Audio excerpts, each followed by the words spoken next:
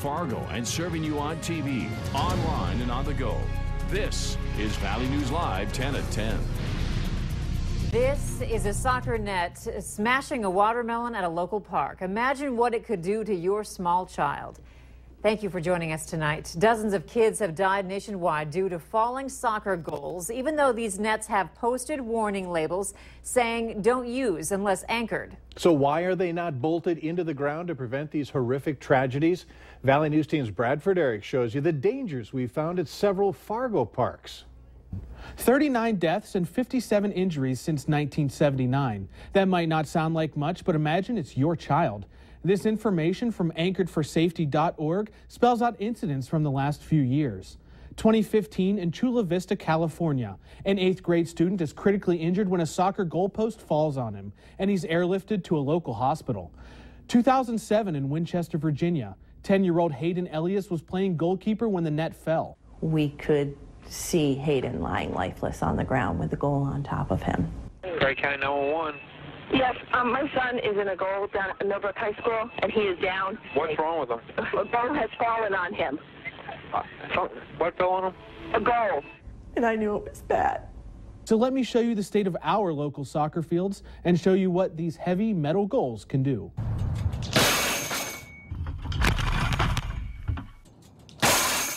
That's a standard seedless watermelon, and look what it did, just annihilated it.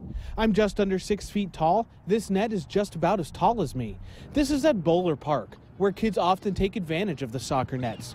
Despite somewhat smaller, it's still quite heavy and still has this on it, a warning label. Tip over hazard. Soccer goals must be anchored at all times. The phone number listed there, a general number for the Fargo Park District. I also checked out Jefferson West Park in Fargo. Again, same story. Soccer nets not anchored down with clear warning labels posted. I visited the Johnson Soccer Complex, a park just south of NDSU. These full-size soccer nets just obliterated another watermelon. These ones are bigger and heavier. I think vending machines have killed more people since then.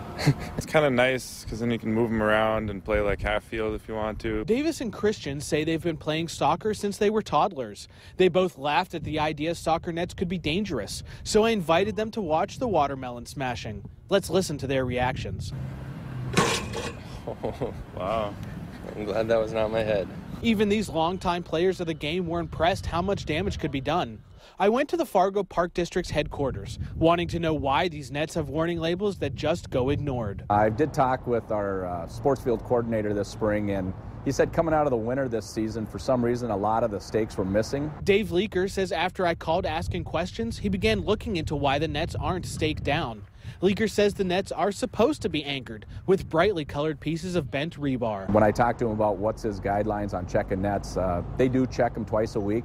They try to check every net twice a week, and then they'll mark that down on a checklist. So Leaker adds they have ordered more stakes and are in the process of putting them in the ground. He says the stakes and the nets are meant to be moved around and used in different spots of the park, but you're supposed to restake them when you're using them. And sometimes when that happens, they don't get both stakes back in, or they lose one, or they just don't put them back in. So that's why we have to constantly be going around and making sure they're secured.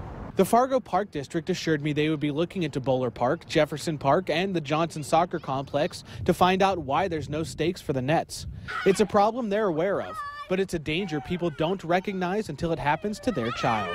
If you see something, say something. Call the Fargo Park District if you see nets not staked down.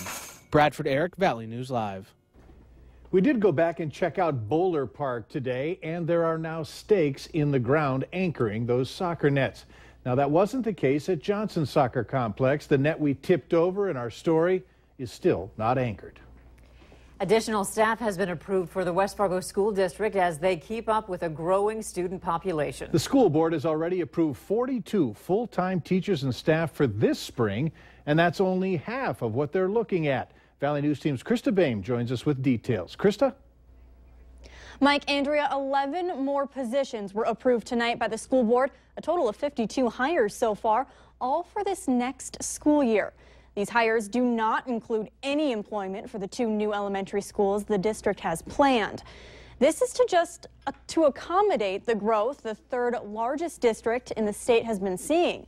More students are coming in than are graduating. To give you an idea of that, this year, the West Fargo School District had 843 kindergartners. And the expected graduating seniors from both high schools is 542, and that's a 301 difference. The Human Resources Department also tells me the immigration growth in schools is also a factor in hiring more teachers. Last November, we reported there were 688 ELL program students in the West Fargo district of about 10,000. One of the 11 positions approved tonight was for an English language learner or ELL program high school social studies teacher, which is paid for with a state ELL grant. Mike? All right, thanks, Krista. The West Fargo School District is on pace to increase by about 500 to 600 students each year. Students and families in West Fargo may soon have to pay extra in order for their kids to participate in co-curricular activities. The school board says West Fargo school participation fees are generally lower than other districts, and the costs to have these activities have increased, so a price hike is needed.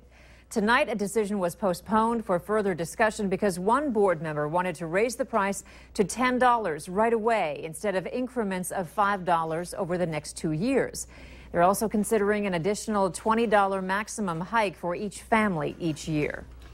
In just over a week, people living in Detroit Lakes will decide on a $63.5 million school referendum. The city is sharply divided on the issue. Some opponents upset with the student-produced videos. They say the high school is forcing the students to do them, but a student in the class says that's not the case.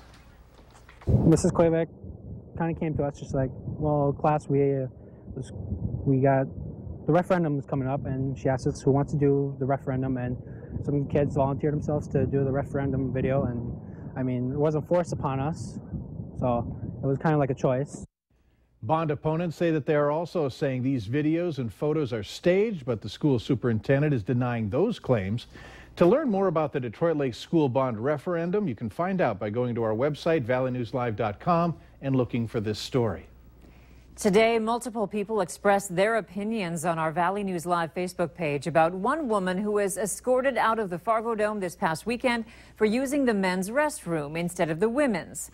Another woman was threatened with a fine and that she would be thrown out of the Fargodome for taking her daughter into the men's bathroom. Valley News Team's Giovanna Simic has more. You know the saying, when you gotta go, you gotta go.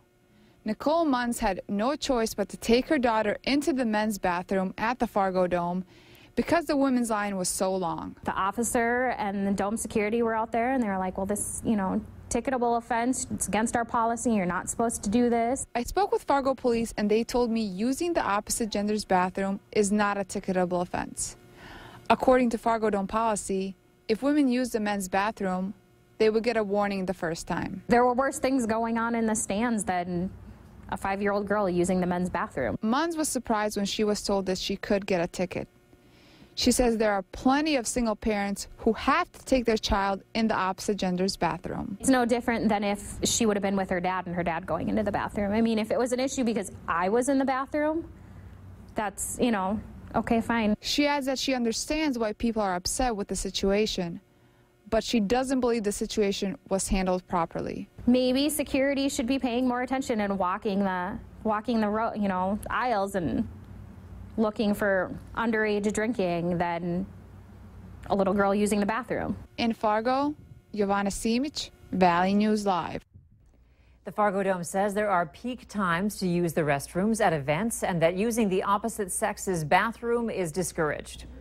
And what do you think? Let us know on our Facebook page. There you'll be able to follow all the latest news, weather, and breaking news updates anytime on your feed. Valley